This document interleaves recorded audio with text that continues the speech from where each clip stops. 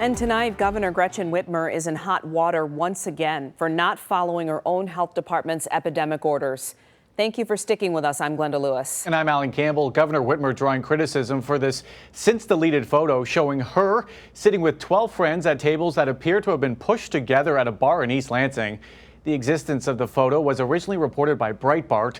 The governor did apologize, but many are calling for her to do more. Jim Kurtzner is live in Roseville with the governor and the strong reaction from businesses that have been hit with fines. Jim, good afternoon.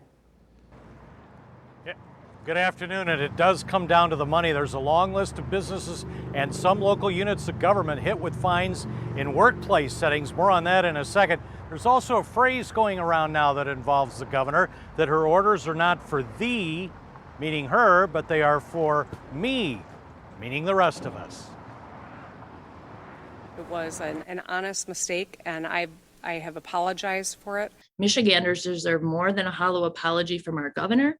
The state only posts online the list of businesses and local governments that have been fined for allegedly violating COVID safety orders in workplaces. There's not a list of separate bars and restaurants. The governor this morning in Grand Rapids says the state only went after alleged deliberate violators. It's those that have flouted and put people's safety at risk that, are the most concerning. But I don't know that there's a lot more for me to add at this point in time. 7 Action News pulled the records on some of the biggest state fines in our area. $4,000 at the Wendy's in East Point, $6,300 at the Kroger gas station in Roseville, $9,800 on the South Lake School District in St. Clair Shores. And the city of Port Huron, allegedly violating COVID safety orders last year, fined $6,300. But city manager James Freed tells 7 Action News the state has since offered settlements, pennies on the dollars, to keep the violation on record. The state has no evidence. The claims are baseless. The city offered surveillance video to prove their innocence. The state didn't want to see it. Port Huron will fight their fines before the administrative law judge. We're calling on all restrictions to be lifted, to be ended today. And I think everyone who has been accused of a similar offense needs to be pardoned.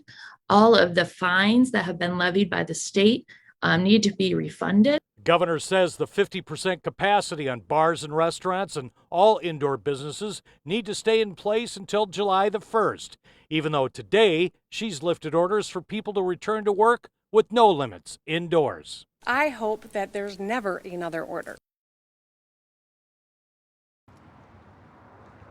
Now, the governor today reiterated that all of her restrictions are being lifted on July the 1st as long as there's no new COVID outbreak. And Glenda and Alan, this is another time where she appears to have violated her own orders. Remember her trip to Florida in March? She continues to take the heat. Back to you. Yeah, tough appearance there. All right, Jim. Thank you. Alan.